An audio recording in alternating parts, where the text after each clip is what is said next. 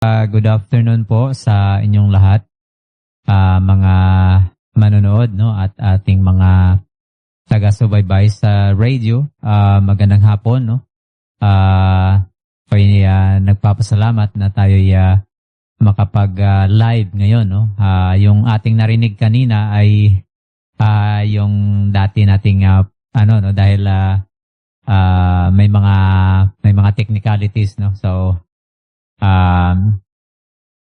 ngayon, no, ay dadako tayo, no, sa ating live na program. So thank you so much for having me again, no, sa inyong mga tahanan at kung saan man kayo ngayon, no. Salamat sa ating mga nakikinig sa radio sa 106.1 at sa ating Facebook Live, no, sa Boracay Malay Streaming. Thank you so much for tuning in, no, sa ating program Faith Focus. Okay, no, so sa hapong ito ating pag-aralan, no, ang patungkol sa starting the year with God, no, because it is New Year, no. This is the second, no, na Saturday, no, ng 2026, no. So we thank God, no, na tayo ay makapagsimula, no, ng mensahe patungkol din sa itong taon na ito, no, yung pag-start ng ating bagong taon, no. So starting the year with God, ito yung ating pag-aaralan, no, sa hapong ito. But before that, tayo po'y manalangin muna. Let us pray. Father God in heaven, Lord, we praise you and we thank you, Panginoon, sa hapong ito. Salamat po sa inyong kabutihan sa amin. Salamat sa bagong taon. Salamat sa isa na namang taon na kung saan ay kami po ay mamumuhay at kasama niyo, Panginoon. Patawarin mo po kami sa aming pagkakasala at pangunahan mo po ang aming programa sa hapong ito. Ikaw po ang kumilos sa bawat isang nakikinig at nanonood ng programang ito. And we pray, Father God, that you may illumine our minds, and we pray for wisdom that we may apply your word into our lives, Panginoon. So be with us and may your name be glorified, Panginoon, sa hapong ito. Basbasan mo po ang aming pag-nilay-nilay ng inyong salita.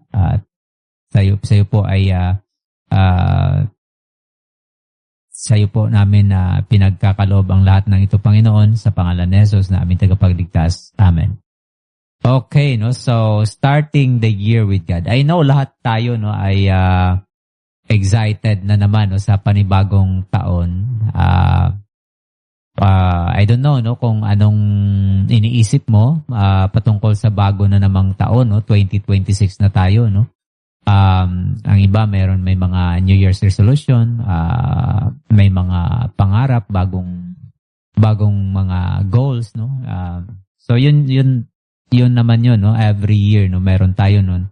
As the year starts, no, we are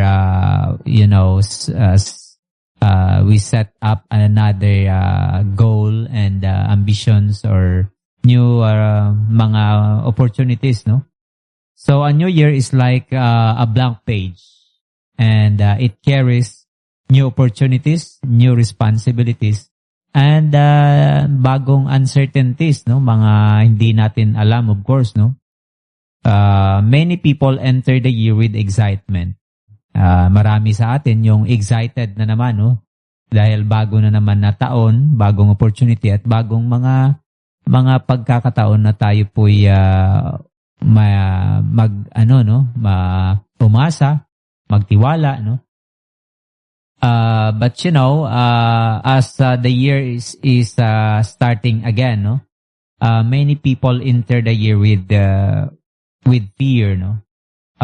We make plans, we set goals, and dream of a better tomorrow. Yet, no, sa ating mga puso, no, deep inside us, we know that life is unpredictable, no? So ang ating mga buhay ay unpredictable. We don't know what will happen tomorrow, no?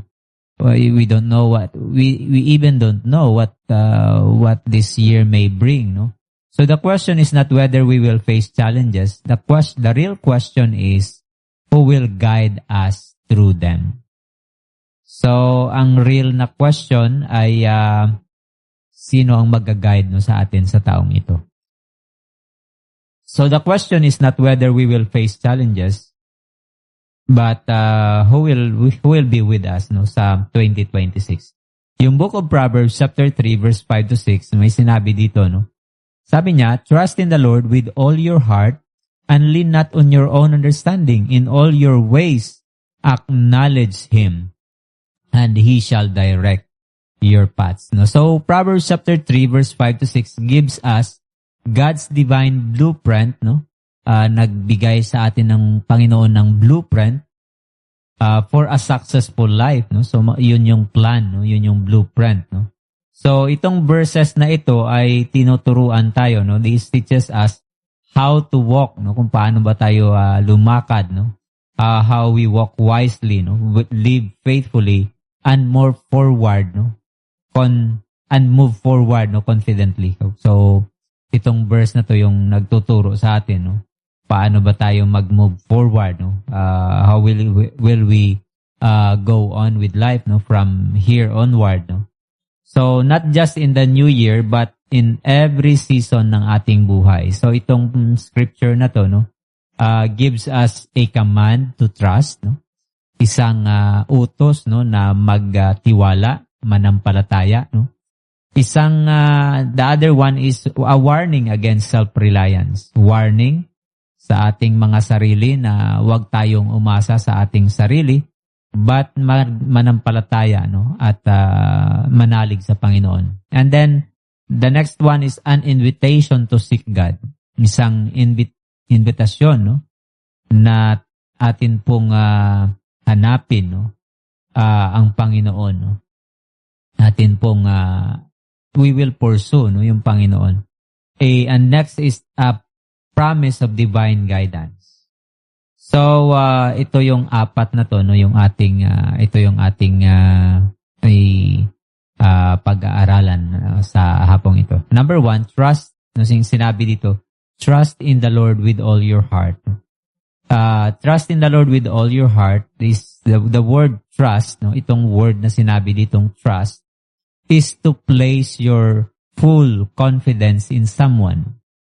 So, this verse is teaching us, no, is commanding us to trust, no? And that means to place your full confidence in someone, and in this case, sa Panginoon, no? So, we should place our full confidence sa Panginoon, no? It is not a causal belief, casual, no? Hindi lang ito casual na belief, it is a deep reliance, no? Ito ay deep reliance, yung panampalataya, no, sa Panginoon, ang pananalig, no, sa Panginoon. So it is the same, no, trust, no, ito ay kagaya rin ng isang bata, no, at the same trust a child has, no, when holding the hand of a parent while crossing a busy street, no. So, parang kagaya ito ng isang bata, no, na hinahawakan niya yung kamay, no, ng tatay or ng nanay niya habang tumatawid, no, sa daan. So the picture is like that, no.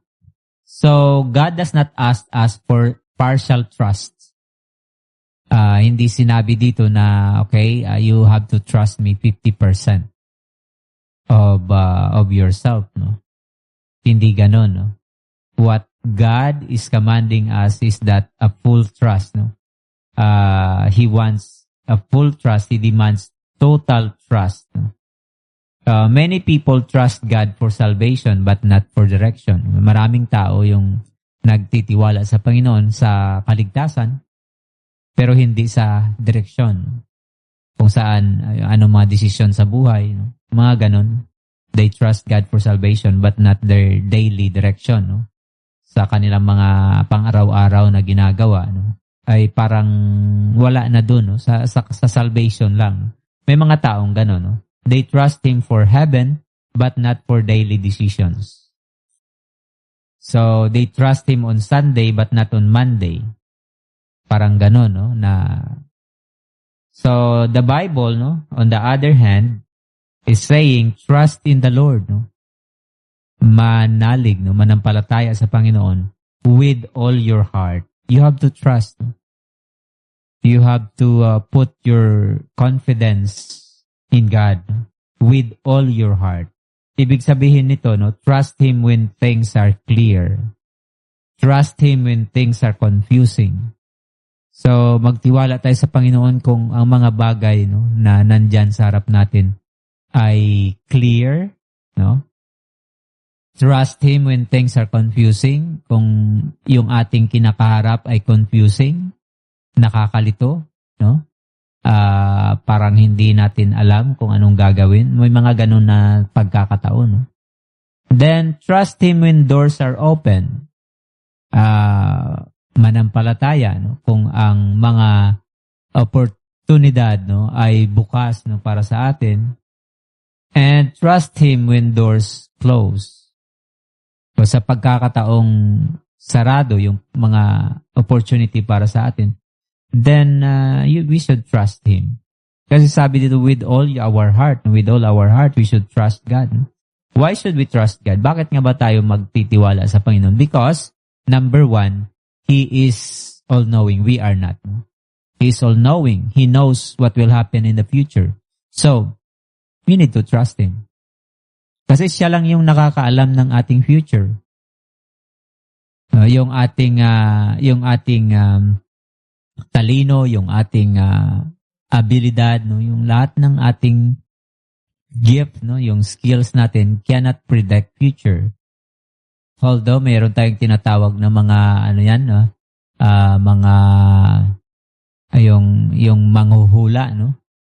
But usually yung mga hula nila is general, no?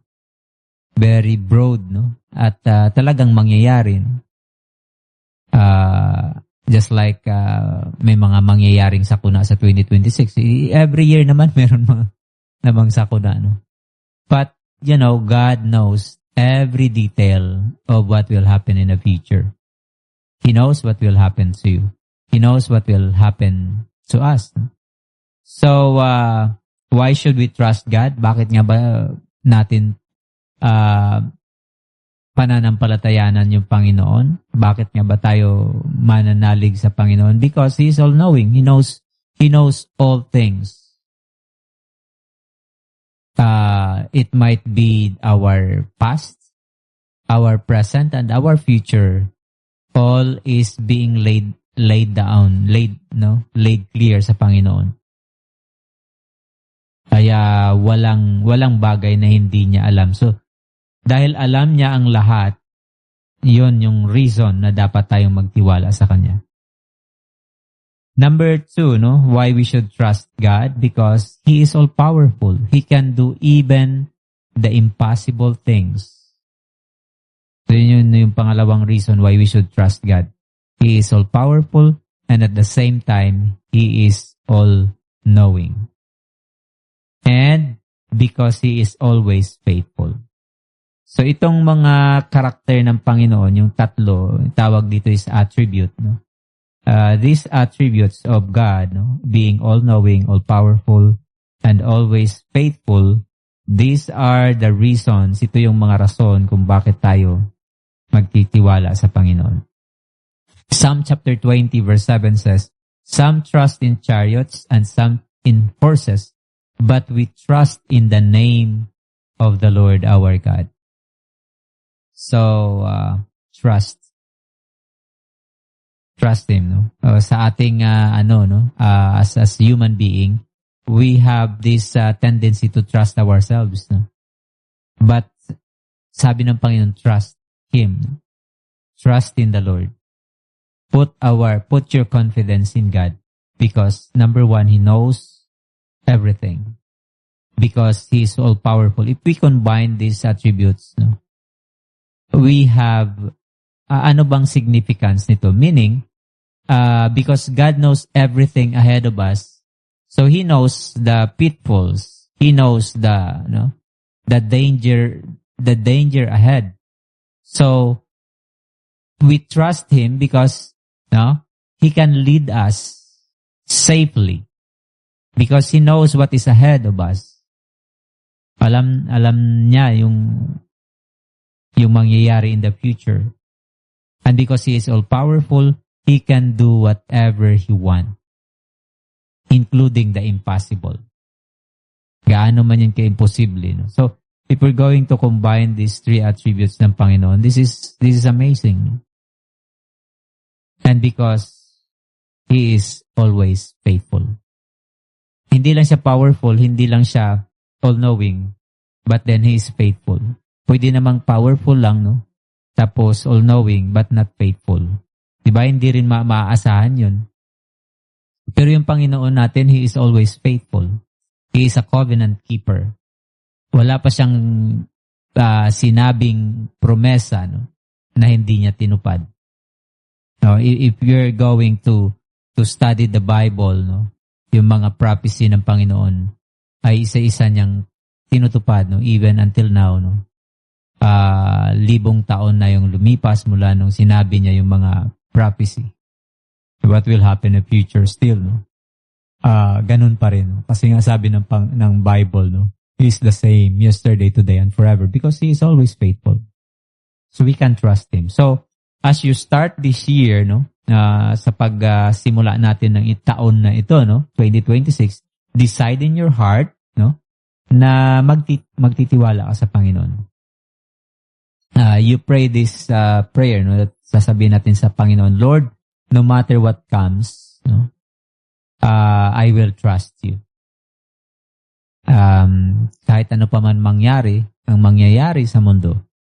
No, as we know, no, 2025 is marked with worse na mga scenario when it comes to calamities and disasters, no. Napaka-worse niya, no. May mga grabe yung mga flood, di ba, noong 2025. So what do we expect in 2026? Sabi nga ng Bible, no, na perilous days shall come. So talagang pa-worse ang mundo. So expect na natin, no. We're not praying na dumating sa atin ito. But we should be, no, in that state ng mind na ready tayo. Kasi pag hindi tayo ready, no, then baka ma-surprise ulit tayo, no, ng mga sitwasyon. We're not praying, we're not asking for worse na mga scenarios, but that is the what the nature brings to us, no? Yun yung mga nangyayari sa panahon natin ngayon, yung mga worse na mga calamities, no? So as you start this year, no, sa pagsimula ng 2026, decide in your heart na kahit ano pa man ang mangyayari, no, sa mundo, you will trust God. Just like si Habakkuk, no, sabi niya, even though the fig tree shall not blossom, even though the field shall yield no meat, sabi niya. Kahit ano pa man ang mangyari, no, kung ating isummarize yung sinabi niya, kahit ano pa man ang mangyari, I will still rejoice in the Lord my God. I will still trust God. So, will you come today, no, in the presence of God and say a prayer na sasabihin natin sa Panginoon, Lord, no matter what will happen sa taong ito, I will still be holding you. I will still be trusting you. I will still walk with you. Kahit ano pa man ang mangyari, magtitiwala pa rin ako sa iyo. Next, no? Number 2 is lean not on your own understanding. So, yung command number 1 is in positive form, no? Ito naman in negative, lean not on your own understanding. This is a warning, no? And lean not on your own understanding. Why, no? Why? Bakit kailangan pa talagang isulat ito, no? Gayong halos meron din naman sa number 1, no? May sinabi naman doon, no? But in negatively, we have this tendency as human being, as we are, na magtiwala sa ating kakayahan. Di ba? Lean not, sabi dito, Kaya yung sinulat dito, lean not on your own understanding. Don't trust your own understanding. Do not rely on your understanding. To lean means to depend on something for support. So do not depend on your own understanding for support. No? Sabi kanina, we should be trusting sa Panginoon for support, no? Because kung atin lang talagang kung tayo'y magtitiwala sa ating sarili, how many times na ba tayong nagkaroon ng failure? How many times na ba tayong nagkaroon ng disappointment? Because human as we are, we have a lot of weaknesses, no, and limitations. Just like we don't know what will happen tomorrow. Just like we can't do something na impossible. Diba? But yun yung Panginoon. He can do even the impossible. He knows everything and He is faithful. So, when we lean on a wall, no, dito sa illustration, when we lean, just like when we lean a wall, no, we expect it to hold us up, diba? Or sa upuan. When we lean on our own understanding, we expect our wisdom to carry us through life. So, when we lean sa ating mga sariling kakayahan, sa ating understanding, sa ating knowledge, sa ating napag-aralan, sa ating experience, no, to carry us through, no, sa buhay natin, no, time and again, we will be disappointed, no, because darating talaga tayo dun sa disappointment and failure because we are limited, no. Limitado yung ating kakayahan. But, gayon pa man, yung Panginoon is, diba, sinabi kanina, He is all-knowing and all-powerful. But human understanding is limited. We only see the present.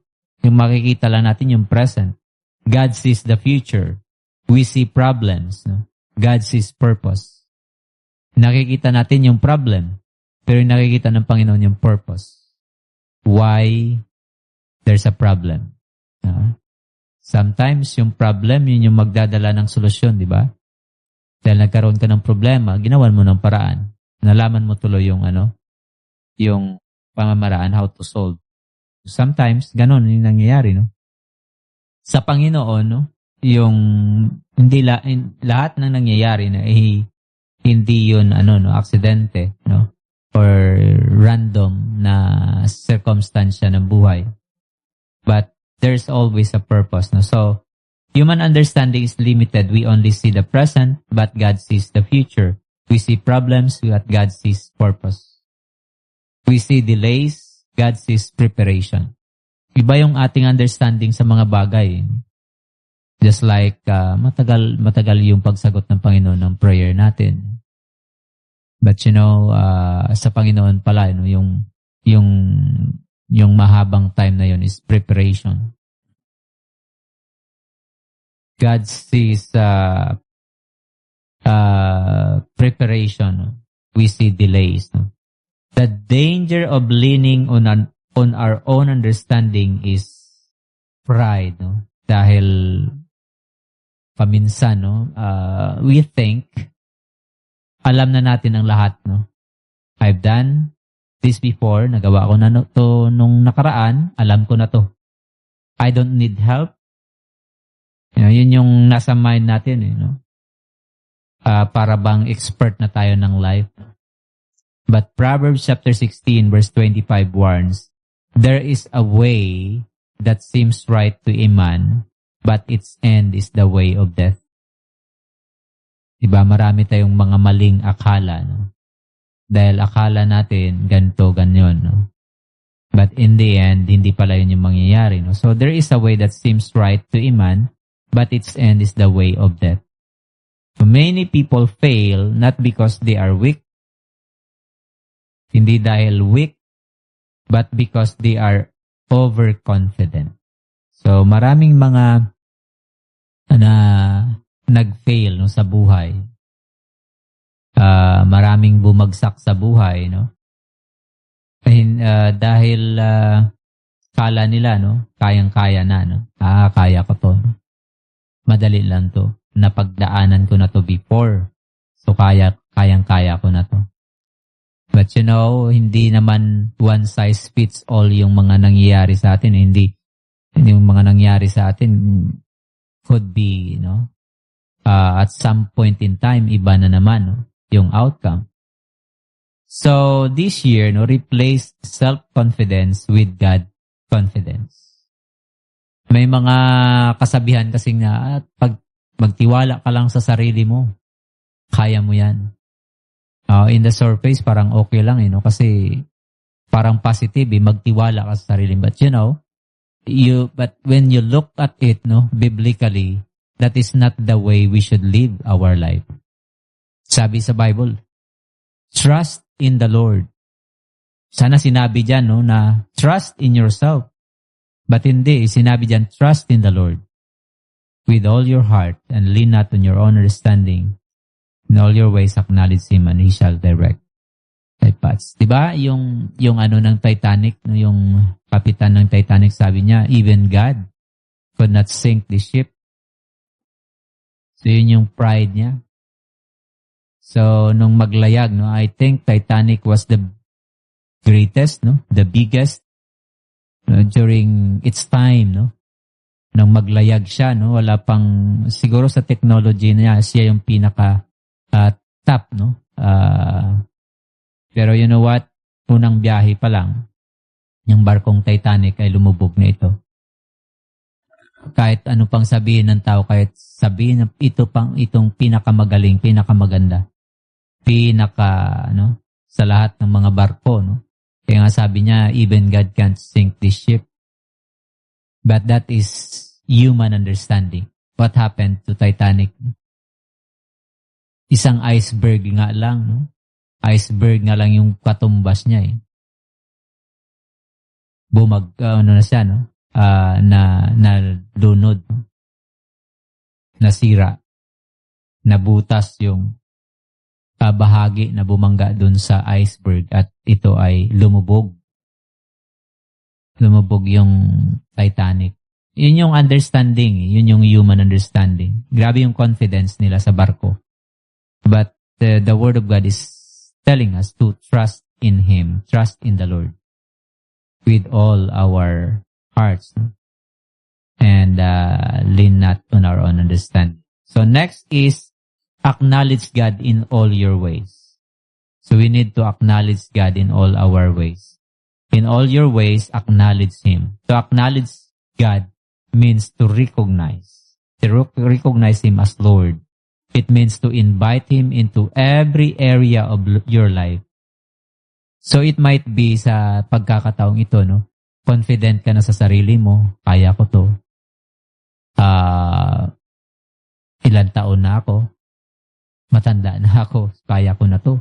Na-experience ko na rin to before, so kakayanin ko itong taon na to by myself. But you know what, my friend, kung yan pa rin yung ating pananaw sa buhay, we need to change that. That is not God's way. That is not according to God. Because that is, human level ng understanding ng mga bagay sa mundo.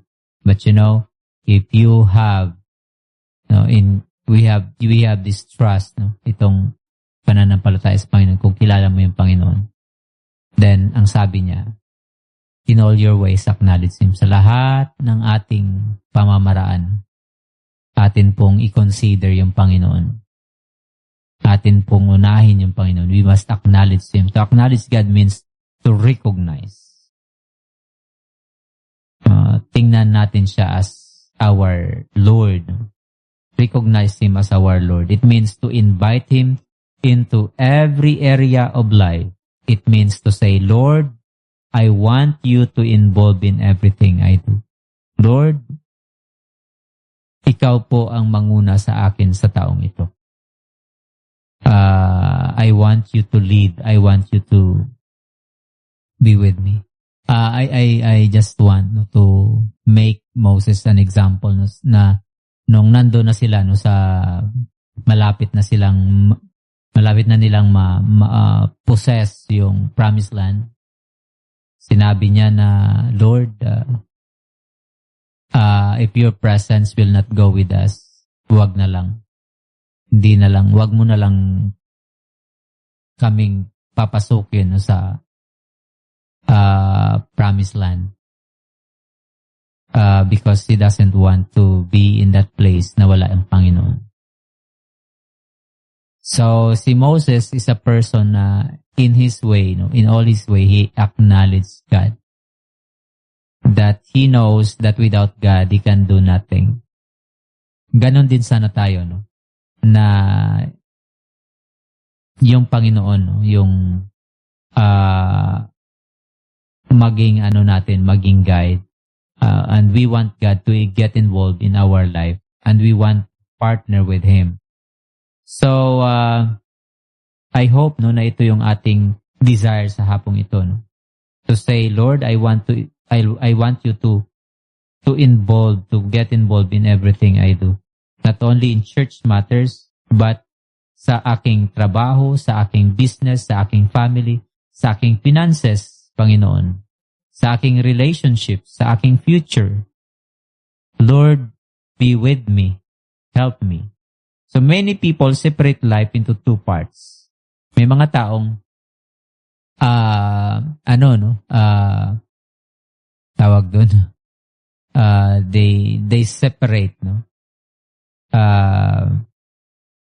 they separate yung spiritual na part at yung practical part. Yung spiritual part lang, ako magtitiwala sa Panginoon. But yung practical part, ako na ang gagawa. Parang ganun, di ba? So, naka-compartment yung life. Yung isang part ng buhay mo, nandun yung Panginoon. Sa isang part ng buhay mo, wala yung Panginoon. But God wants to be Lord of both.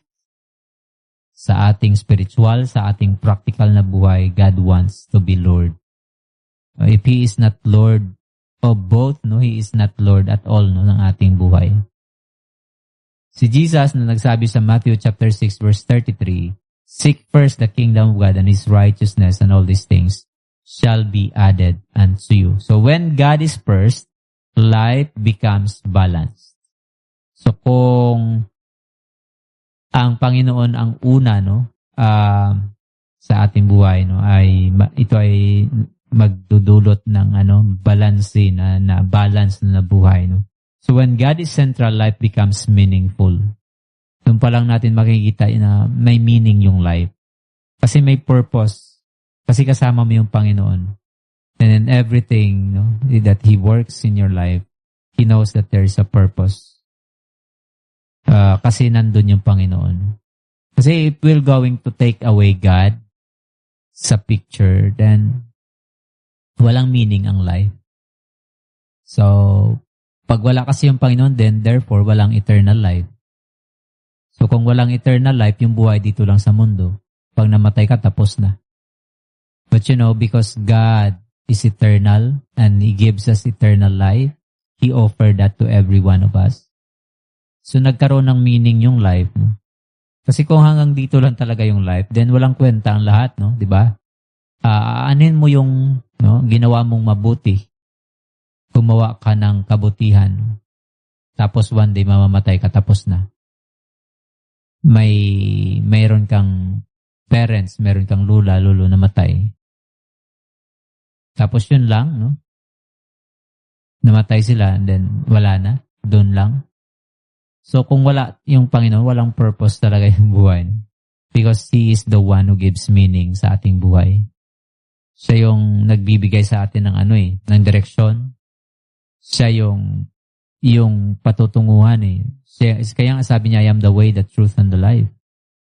No one can come to the Father. So bakit nga ba tayo gumagawa na mabuti? Bakit nga ba tayo in the first place na sa mundo? So lahat ng itong mga tanong na to, yung kasagutan nito ay nasa Panginoon. Kaya kung wala ang Panginoon, walang meaning ang life, walang purpose. So when God is first, life becomes balanced. When God is central sa buhay, life becomes meaningful. So, begin each day with God. Pray before decisions, seek His will before moving forward. And lastly, God's promise, He will direct your path. No? And sabi dito, He shall direct your path. If we lean not to our own understanding and in all our ways we acknowledge Him, then the promise is that He will direct our path. No? And He shall direct your paths. Here is the beautiful promise. No? Promise ito ng Panginoon. No? Dito sa binasa natin kanina, no? na verse. No? God does not only command, He commits. He does not only instruct, He promises. To direct your path means He will guide your steps. He will remove unnecessary detours. No? Just like sa mga Israelites, no? Pwede lang naman nilang matapos yung kanilang journey, no? From Egypt to the Promised Land in just 40 days. Pero dahil naging disobedient sila sa Panginoon, nangyari yun in 40 years. Because of their waywardness sa Panginoon. So, merong mga ganon din, na daming mga waste of time. No? Kung hindi tayo magtiwala sa Panginoon, there will always be a desert-like no, na travel, kagaya ng travel ng mga Israelites no, sa ating journey. If we will not trust God. May ikot lang tayo. No? Kasi nga, walang direksyon yung buhay. Kasi in the first place, wala naman yung Panginoon. But when you place God no, in the center of your life, making Him your guide, making Him the director of your life, the one who directs your steps, then, no, He will remove, sabi nga dito, He will remove unnecessary na mga detours. So, He will remove, no, unnecessary detours. He will protect you from hidden dangers.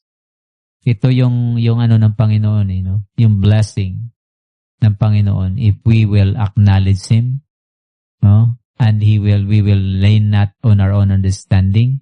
And in all our ways, we acknowledge Him, then ito yung mangyayari sa atin. He will what? He will guide your steps. He will remove unnecessary detours. He will protect you from hidden dangers. And He will lead you where you need to go. Yun yung importante. No? He will lead you where you need to go. So saan nga ba tayo patungo? Lumilipas ang taon. Naitanong mo na ba sa iyong sarili? So anong purpose na nandito tayo sa mundo? At saan ikaw patungo? Have you asked that? Kasi kung wala ang Panginoon sa ating buhay, hindi rin natin alam ang sagot. Mabibigyan lang yan ng kasagutan. No? Ang kasagutan niya nasa Panginoon. Diba? Siya yung guide, siya yung light. No? Siya yung patutunguhan ng lahat ng tao. Sabi niya, walang makakaparoon sa Ama kundi sa pamamagitan ko. So si Jesus Christ yung nagsabi nun. Sabi pa niya, in my Father's house are many mansions. If it were not so, I would have told you, I go to prepare a place for you. He wants us to spend eternity with Him in heaven. No? At yun yung plan ng Panginoon. So if siya yung Lord natin, siya yung nagtitiwala tayo sa Kanya, then He will direct our path and He will lead us in the way no na patungo sa Kanya, patungo sa kabutihan. Sabi nga sa Psalm 119 verse 105, Your word is a lamp to my feet and a light to my path. Gusto ba natin yun? He is the light eh.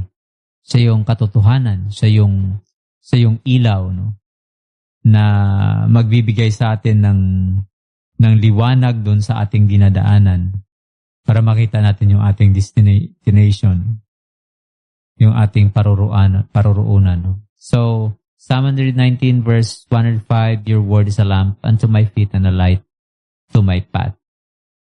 God's guidance is clear when we need it, timely when we wait, and faithful when we follow. So, when you walk with God, you will never walk alone. Yun yung katotohanan. No? Again, kung tayo po'y lalakad na kasama ang Panginoon, you will never walk alone. Hindi ka mag-isa. Because He will be with you in the way, no? And He will lead you, no? He will guide your steps, and He will lead you in that right direction. So as this new year begins, remember this truth, no? A life that is guided by God, no? Ang buhay na merong direksyon ng Panginoon will never be wasted. Yan yung ating tatandaan. May mga times na paikot-ikot lang tayo paulit-ulit, no? Wasted, di ba? Nag-waste ka ng time. Have we experienced that, no? Sumunod tayo kay Google, no? Kay Waze. And nagpaikot-ikot lang tayo tapos dinala tayo doon sa isang daan na dead end. Di ba? How will you consider the time? Yung time na, no, di ba? It's a waste of time. But there's no such thing, no, sa Panginoon. Walang wasted time if we spend, no? If we make God our guide and we involve Him sa ating buhay. Sabi ang promise niya is He will direct our path. So what shall we do, no? You may not know what tomorrow holds, no? But you know who holds tomorrow. So start your year with God. Trust Him fully and depend on Him humbly. Seek Him daily sa iyong buhay, no? Every single day, no? Follow Him faithfully. And of course, no? You will reach your destination as what He has promised. He will direct your paths. What you want Him, no, to be the one who will guide you. Then surrender your life, no? Entrust your life to Him. Come to Him, no, and isuko natin yung buhay sa Kanya, no? And make Him your guide. Siya naman ay, di ba? Siya naman, sabi niya nga, no? Come to me all ye that labor and heavily laden. He invites us to come to Him. Sabi niya din sa Jeremiah chapter 33, no? Call to me. He's always, no, inviting us. And He wants to get involved sa buhay mo. Gusto niyang i-direct yung ating mga steps. Only if we trust Him. Only if we allow Him to guide us. So the question, no, sa hapong ito, no, bago tayo mag-end, the question is this, no? Will you trust Him? Or will you surrender, being the one who is in control ng buhay mo? Maybe ikaw yung may control sa buhay mo ngayon. So, nais mo bang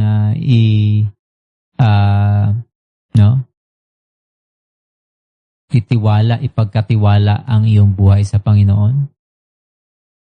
Or are you willing to entrust your life?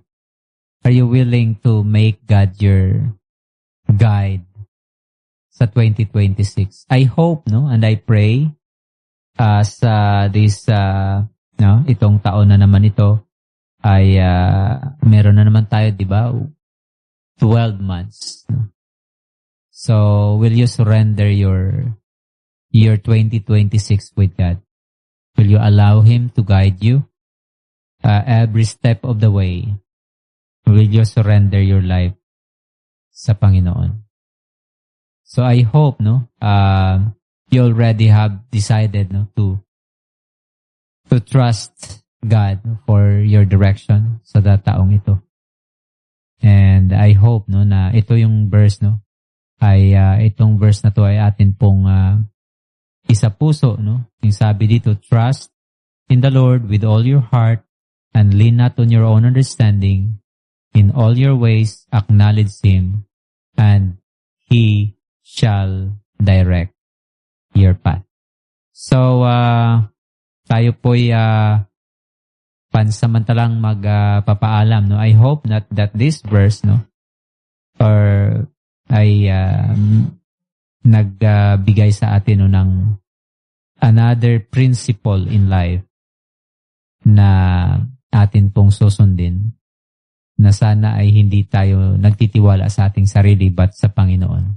For we know na sa Panginoon ay walang failure, walang waste of time when we trust God. So, thank you so much and God bless everyone. Hanggang sa susunod, no, salamat sa inyong walang sawang pakikinig no, sa ating program.